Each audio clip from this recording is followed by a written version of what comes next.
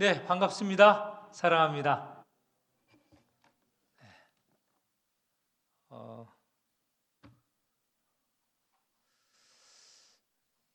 또 말씀을 안 드리면 또 한 칸, 두 칸 뒤로 가시는데 그냥 오늘은 그대로 하시고 다음에는 좀 더 앞으로 오시기 바랍니다. 우리가 1장, 2장, 3장, 4장, 5장에 보는 대로 이 지난 시간에 하나님께서 요한을 하늘로 부르셨죠. 하늘 성전으로 부르셔서 하늘 성전의 모습을 보여주셨습니다. 두 4장에는 보좌에 앉으신 하나님, 그리고 5장에는 그 보좌 앞에 계신 어린 양 예수를 보여주셨습니다. 그리고 7인을 하나님으로부터 받고 그 7인을 풀을 분이 어린 양 예수시다라는 것도 지난 시간에 우리가 함께 보았습니다. 그래서 5장, 6장은 지난번 그림 생각하시면 하늘 성전의 모습을 우리가 그려볼 수 있습니다. 가운데에 보좌에 앉으신 하나님, 그리고 그 앞에 계신 어린 양 예수 그리스도, 그리고 네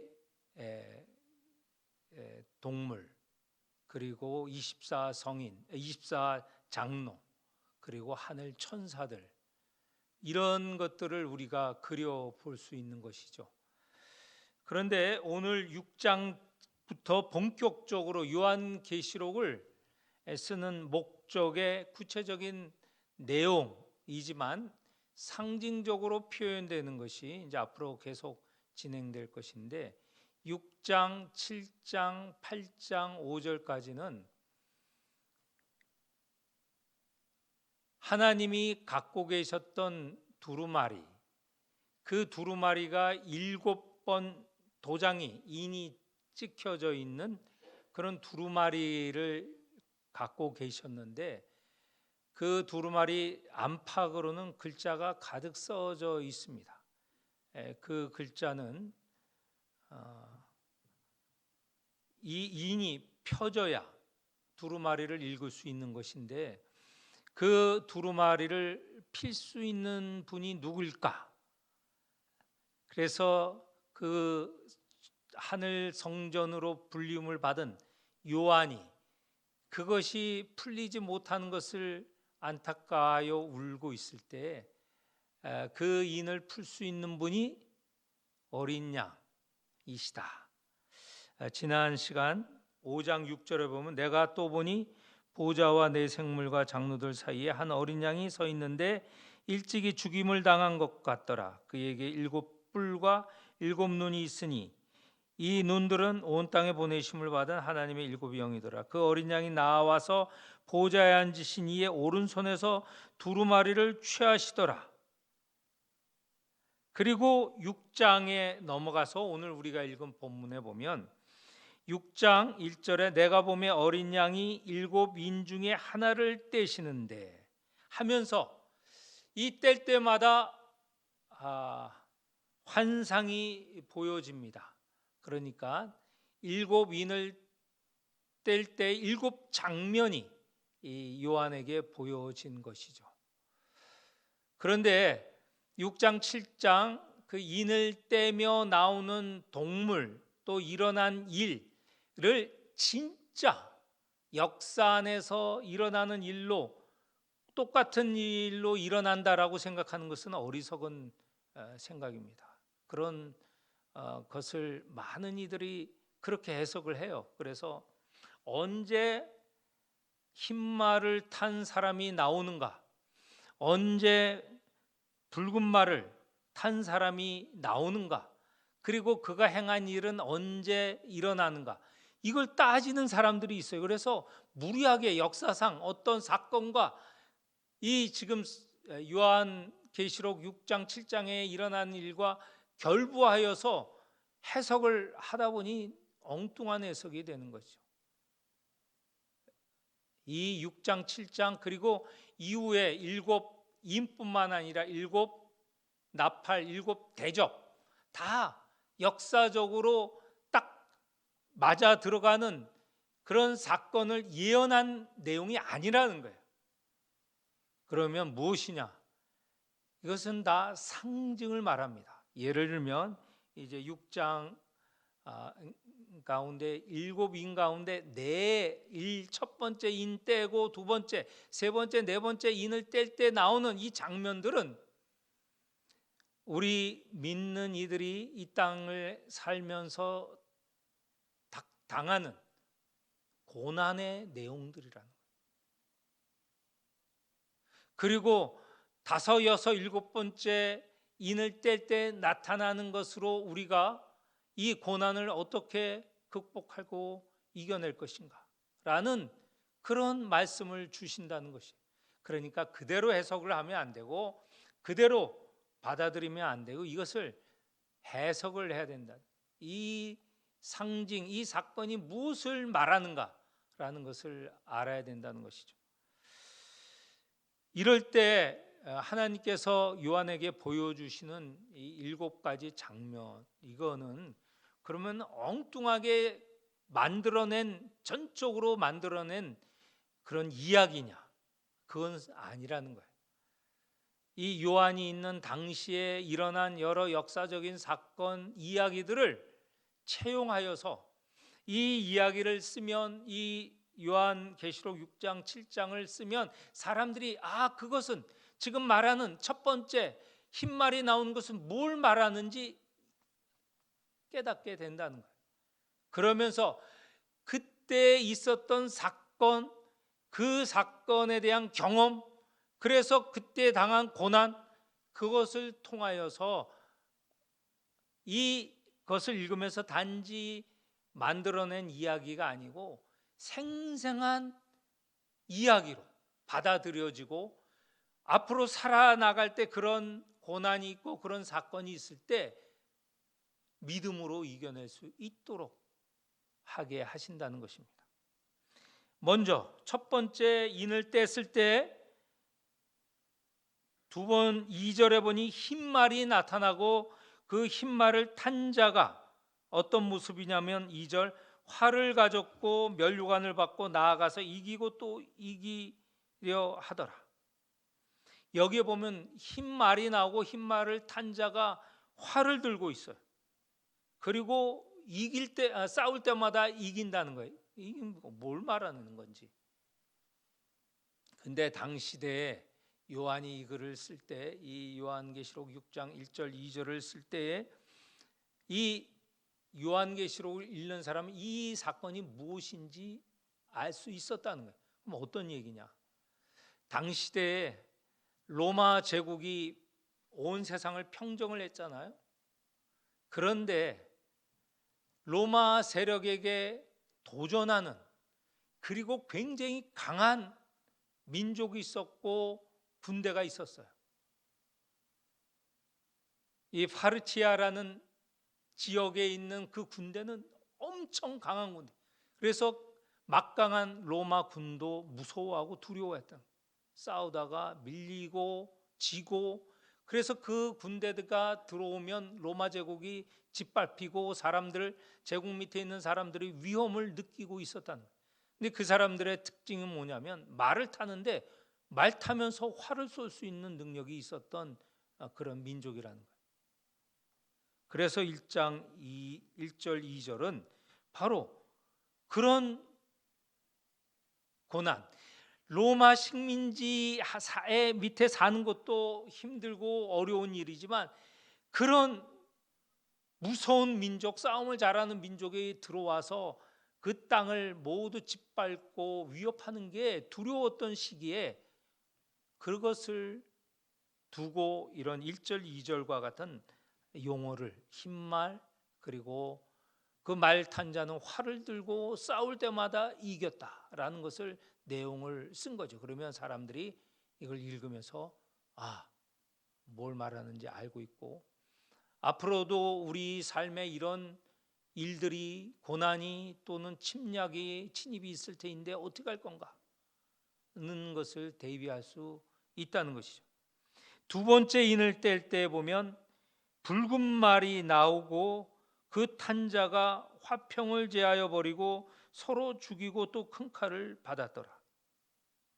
이것은 그야말로 전쟁이죠. 이것도 역시 전쟁인데 거기에 보면 화평을 무너뜨리고 화평이 없어지고 그리고 서로 죽이는 그런 것인데, 여기서 특별히 강조하는 것은 그 싸움으로 인하여서, 화평이 깨짐으로 인하여서 큰 문제가 서로 죽이게 되었다. 사망이라는 거죠. 사망의 위험이 우리에게 늘 있지 않습니까? 사망이라는 거 여러 것을 통해서 대량 그 죽음이 있게 되는데, 앞에 말한 전쟁을 통해서도 있겠고, 그 다음에 굶주림을 통해서도 있겠고, 또 지금도 무섭지만 그 예전에는 역병이 무서웠습니다. 이건 다 사망이죠. 그런데 특별히 여기는 이 화평이 제하여지고 평화가 깨지고 일어난 후에 죽음이 오게 된다는 것이죠. 세 번째에 보면 검은 말이 나오는데 그 탄자가 저울을 갖고 있는데, 6절에 보면 한 데나리온이 밀 한 대, 한 데나리온이 보리 석 대, 이런 말이 있어요. 이건 뭘 말하냐? 1데나리온은 한 사람의 버는 임금 아닙니까? 그 임금으로 살 수 있는 게 밀 한 대 정도라는 거예요. 그러면 밀 한 대 정도면, 당시에 밀 한 대면 사람이 한 번 먹는, 한 사람이 한 번 먹거나 그런 정도의 분량뿐이 안 된다는 거예요. 그러면 지금 물가가 어마어마하게 비싼 거 아니에요? 1데나리온 한 사람이 벌어서 한 가족을 먹여 살려야 되는데, 지금 1데나리온 벌어서 살 수 있는 것은 밀 한 대뿐이 안 돼요. 고물가라는 거예요. 고물가. 엄청나게 물가가 올랐다는 거예요. 그러니 가난한 사람이 밀과 보리를 사서 살아나갈 수 있겠습니까? 굶어 죽죠. 한 사람이 벌어서, 가장이 한 사람이 벌어서 딸린 식구, 자기와 아내와 자식들 먹여야 되는데, 그냥 꼴랑고가 그 하나 하루치 임금 벌어서 자기 혼자 먹고 끝내버리는 그런 작은 분량이니 물가가 엄청 비싸졌다는 거예요. 그런데 왜 그랬는가? 이 당시에 이 시대 당시에 이 글이 쓰여진 시대에 황제, 로마 황제가 도미니아누스라는 황제가 있었던 때에 세상에 흉년이 들었습니다. 그래서 고물가가 되었습니다. 그 상황을 지금 얘기를 하는 거예요. 이 굶주림, 흉년으로 인하여 굶주림으로, 그 굶주림이 무서웠다는 것이죠. 사실 옛날에 많은 죽음은 전쟁도 있었고 역병도 있었는데 굶주림으로 죽는 경우도 많습니다. 굶주림 때문에 평균 연령이 너무 낮아요. 두려운 것입니다. 그리고 감람류 포도주는 해치지 말라. 이게 무슨 말이냐? 감람나무, 포도를 심은 포도원을 사람들이 다 굶주림이 심하니까 그걸 해쳐서 거기다가 농사를 지으려고 하는 거예요. 밀과 보리를 심으려고 하는 건데, 문제는 그렇게 해서 농사가 그러면 되느냐? 지금 흉년이에요. 나무를 다 잘라버리면 그나마 먹을 수 있는 기름, 그리고 포도주도 없어져 버리는 거예요. 이게 농사 짓는데 심각한 문제가 되는 것이죠. 네 번째 인, 7절에 네 번째 인을 떼면 청황색 말이 나오고 그 탄자의 이름은 사망이다. 아예 사망입니다. 그래서 앞에 나오는 전쟁, 죽음, 그리고 굶주림, 흉년으로 인한 굶주림, 이런 것이 사망인데, 사망이라는 것은 두 번째 붉은 말이 등장하면서 사망이라고 했는데, 여기 네 번째 청황색 말을 타고 온 사람의 이름은 사망인데, 그 앞에 나오는 세 경우에 모두 일어난 사망도 언급하지만, 특별히 8절 끝부분에 가면 이런 말이 있어요. 검은 전쟁이죠. 첫 번째 흉년, 세 번째 사망, 두 번째 땅의 짐승들로서 죽이더라.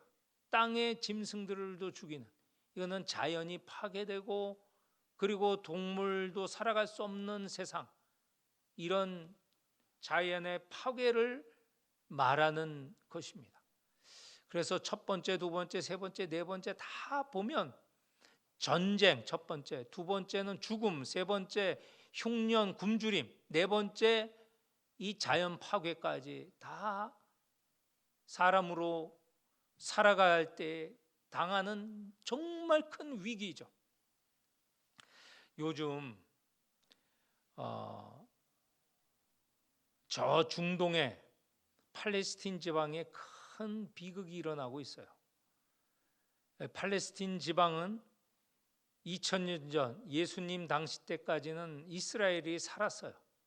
그런데 아시는 대로 예수님 죽고 부활하시고 승천하시고 이후에 70년에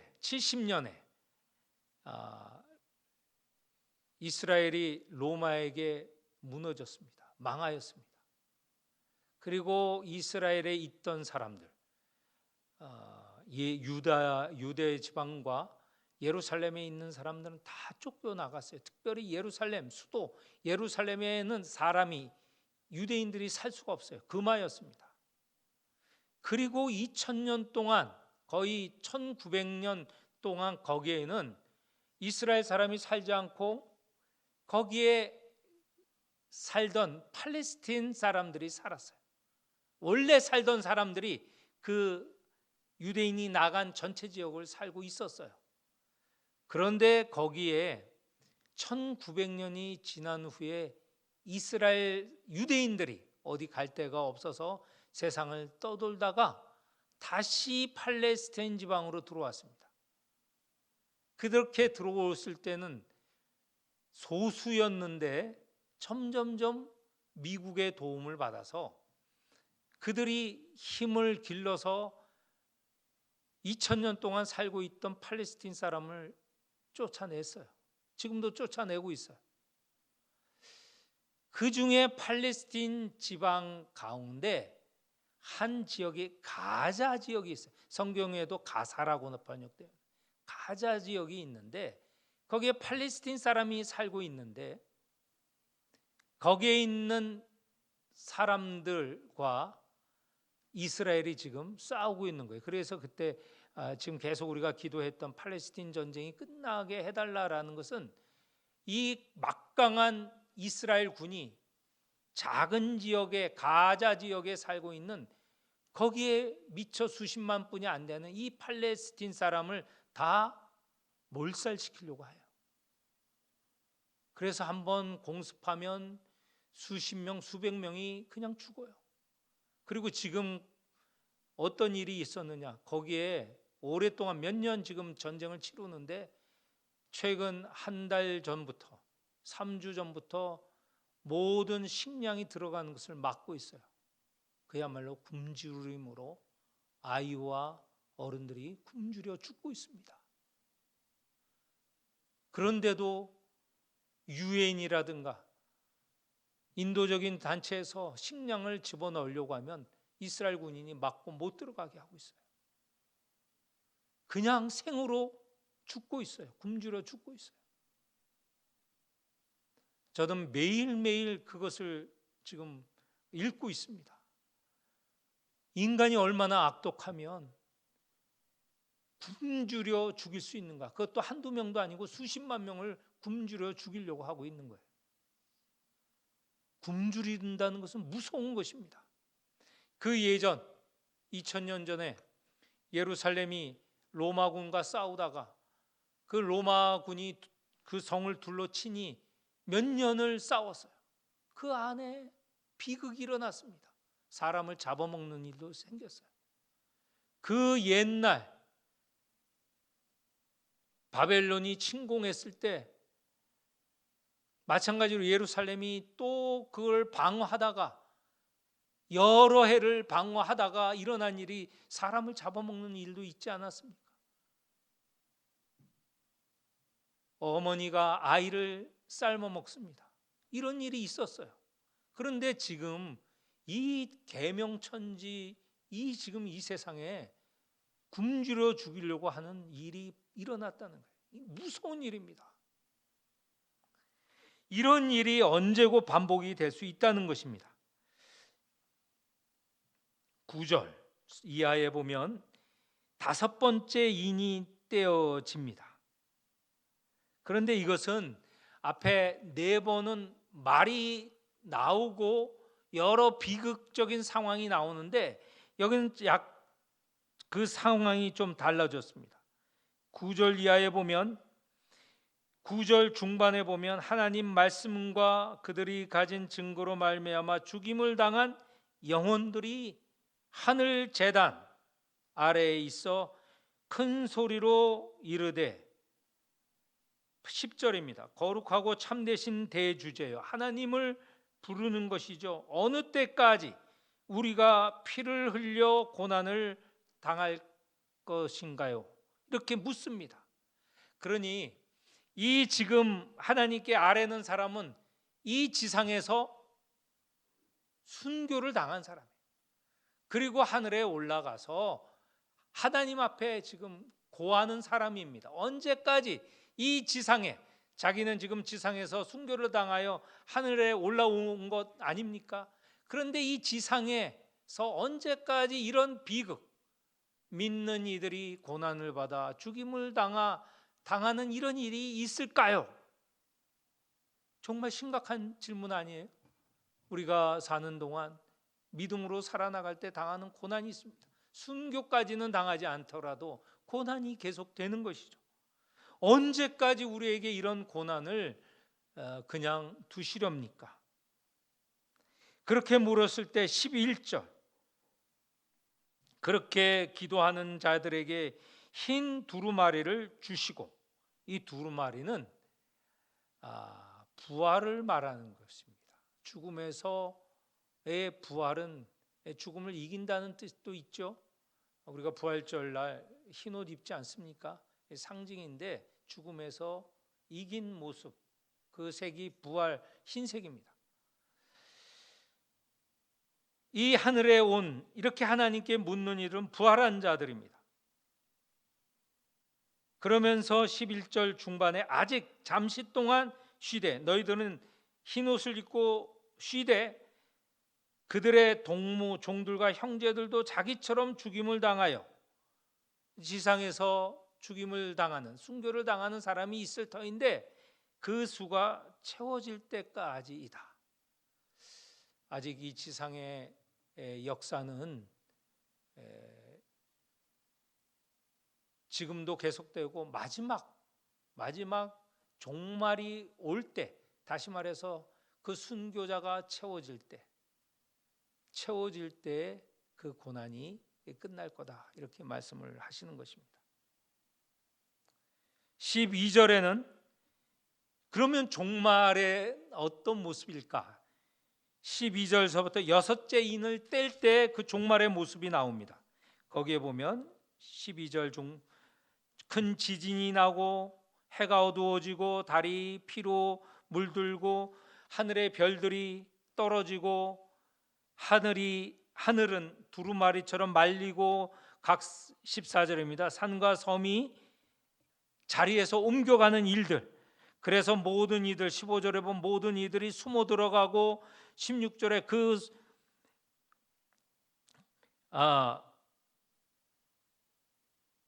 하나님의 진노를 16절에 보면 보좌에 앉으신 이와 어린 양의 진노를 피하기를 원하는 그런 종말이 온다는 거예요. 그래서 17절 진노의 큰 날 누가 능히 서리요. 그러니까 종말이 오면 천지가 변화가 되고 온 정말 그 안에 유지할 수 있는 것들이 없어진다는 거예요. 그런 위기, 그런 큰 변화의 시기에 누가 능히 설 수 있는가? 이 말은 앞에 다섯 번째, 언제 이 고난이 없어질 것인가요? 언제 순교당하는 일이 없어질까요? 이렇게 질문한 끝에 숫자가 채워져야 한다라고 말씀을 하셨고, 이 여섯 번째 인이 풀렸을 때 이 지구가, 이 온 우주가 마지막 날 이루었을 때 그 마지막 날 누가 능히 설 수 있겠습니까? 그 진노를 피할 수 있겠습니까?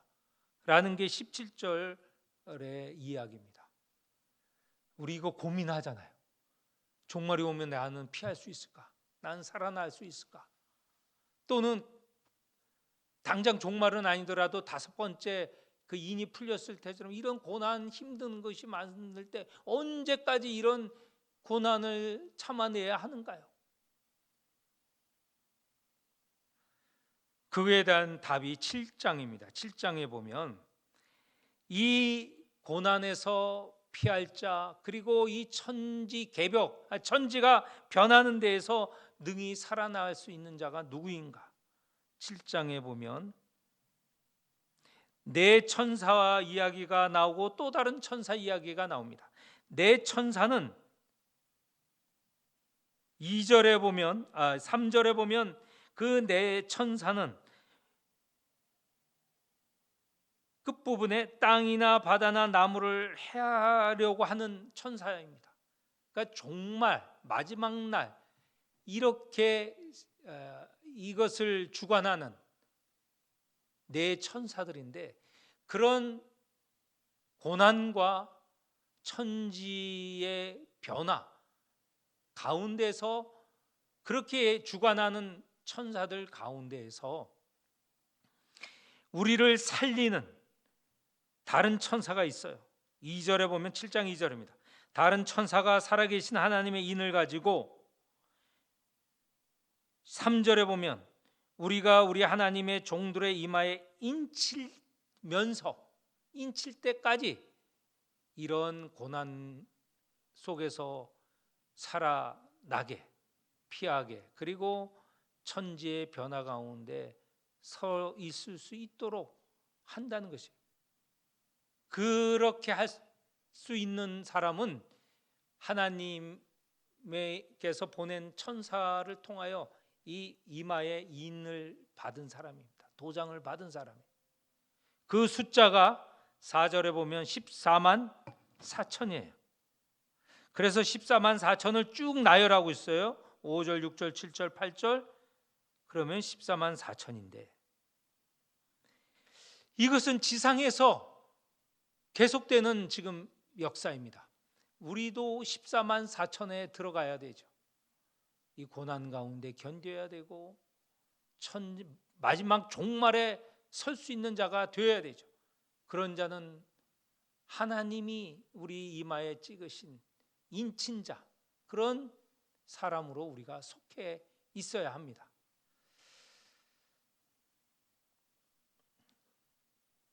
내용이 길어서 조금 더 해야 될 것 같은데, 시간은 8시 20분이고 근데 이건 굉장히 기본이 되는, 요한계시록의 기본이 되는 거라 지금 좀 더 계속하겠습니다.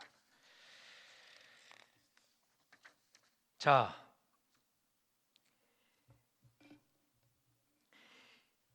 이 지상에서 앞으로 14만 4천인데 9절 7장 9절 이하에 보면 하늘의 하나님의 보좌에 함께 있는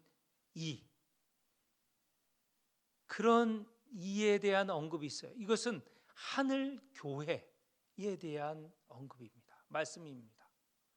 지상에서는 이렇게 이 어려운 이 삶 가운데 유지하고 있는 사람이 앞으로 앞으로 바랄 정말 하나님과 함께하는 그 하늘의 교회는 어떤 모습을 갖고 있는 거예요? 굉장히 희망적인 말씀이잖아요. 그게 9절 이하에 나옵니다. 9절 이하에 이것은 제가 빨리 읽어가면서 말씀을 드리도록 하겠습니다. 2일 후에 내가 보니 각 나라와 족속과 백성과 방언에서 아무도 능히 셀 수 없는 큰 무리가 나와 흰옷을 입고 손에 종려가지를 들고 보좌 앞과 어린 양 앞에 서 있다. 이건 하늘의 지금 모습이에요. 하늘의 믿음의 역군들이, 인내한 자들이 하늘에 가서 하나님과 함께 있고 있는 자들, 하늘 교회를 그리고 있죠. 능히 셀 수 없는 큰 무리, 많은 무리라는 거예요. 그 무리들은 지금 흰옷을 입고, 아까 죽음에서 부활한 부활의 색깔이죠. 손에 종려나 가지를 들고 하나님을 찬양하는 그런 모습입니다. 보좌와 어린 양 앞에 서서 찬양을 하는데 10절 다 같이 읽겠습니다. 10절 큰 소리로 외쳐 이르되 구원하심이 보좌에 앉으신 우리 하나님과 어린 양에게 있도다. 구원은 어디에서 오느냐? 보좌에 앉으신 우리 하나님과 어린 양에게 있도다. 거기서 구원이 이룬다는 것이죠. 이런 온 무리, 많은 무리가 찬양을 할 때에 또 천사들도 화답합니다. 11절 천사가 하나님께 경배한 내용이 12절입니다. 12절 같이 읽겠습니다. 아멘. 찬송과 영광과 지혜와 감사와 존귀와 권능과 힘이 우리 하나님께 세세토록 있을지어다. 이렇게 모든 천사도 찬양합니다. 그런데 그 하늘 교회에서 한 장로가 지금 이 장면을 쳐다보고 있는 요한에게 묻습니다. 이 흰옷 입은 자들이 누구며 또 어디서 왔느냐? 거기에 흰옷 입은 수많은 무리, 헤아릴 수 없는 무리가 있다고 했잖아요. 14절에 요한이 나는 모릅니다. 나에게 가르쳐 달라는 것이죠. 그러니 그 장로가 대답을 합니다. 묻고는 또 스스로 대답을 해요. 14절 중반에 이는 큰 환난에서 나오는 자들인데 어린 양의 피에 그 옷을 씻어 희게 하였느니라. 하늘에 있는 수많은 무리, 흰옷을 입은 무리, 앞으로 우리가 그 무리에 속하여져야 하겠죠. 그 무리는 어디서 오느냐? 바로 이 지상의 큰 환난을 겪고 오는 자, 그들을 어린 양께서 피에 씻어주신 거예요. 그 고난에서 씻어주시고 죄에서 씻어주시고 그리하여서 영원한 삶을 약속을 해주시는 것이죠. 그리하여서 하늘 교회에 그런 흰옷 입은 사람이 무수히 많다는 거예요. 우리가 기대해야 하는 것입니다. 우리가 앞으로 이런 모습을 가질 것이라는 것이죠. 그들은 어떠한 삶을 사는가? 15절에 보면 하나님 보좌 앞에 섰고, 우리가 늘 기대하는 것 아닙니까? 하나님 보좌 앞에 서는 게 우리의 가장 큰 삶의 목적이에요. 그리고 또 하나의 목적, 그 하나님 앞에 서서 하는 일이 15절 중반 그의 성전에서 밤낮 하나님을 섬기며, 섬긴다는 말은 예배 드린다는 말과 같은 말입니다. 하나님 앞에 서서 하나님께 예배 드리고 하나님께서는 15절 보좌에 앉으신 이가 그들 위에 장막을 치시고 하나 교회를 치신 거예요. 하나님 나라를 치신 거예요. 만드신 것이, 지으신 것이죠. 그리고 거기에 있는 흰옷 입은 자들은 다시는 줄이지도 목마르지도 그리고 뜨거운 기운에 상하지도 않고 17절 보좌의 가운데 계신 어린 양이 목자가 되시고 생명수를 흘려주시고 그 생명수를 마시는 자는 영원한 삶을 살아가는, 그리고 거기에서는 더 이상 눈물이 있지 않는 그곳에서 살아간다는 것입니다. 오늘 8장 마지막 7번째 인을 뗄 때의 모습 3절, 4절, 8장 3절, 4절, 5절의 모습입니다. 읽어보시고요. 우리가 이 요한계시록의 목적이 뭐냐? 이 목적은 지상에서 믿음으로 싸워가는 하나님의 백성들에게 하늘의 모습을 보여주고 그 하늘의 소망을 갖고 이 땅에서 좌절하지 말고 인내하면서 믿음의 싸움을 싸우라는 거예요. 그 도전은 다양해요. 그 다양한 모습을 아까 첫 번째, 두 번째, 세 번째 있잖아요. 전쟁, 굶주림, 또 자연 파괴, 동물의 죽음, 뭐 이런 것들 말씀하고 있는데, 그런 가운데 다섯 번째처럼 피 흘리며 순교당하는 이도 있고 고난받는 이도 있고, 6절에 마지막 날, 그런 정말 피할 수 없는 그런 날도 있을 거예요. 그런데도 두려워하지 말라요. 거기서 누가 능히 설 수 있는가?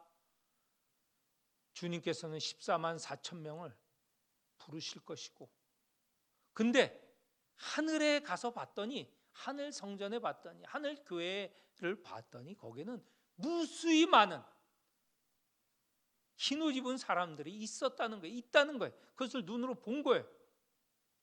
바로 이런 장면들이 지상을 살아나가는 우리에게 희망을 줍니다.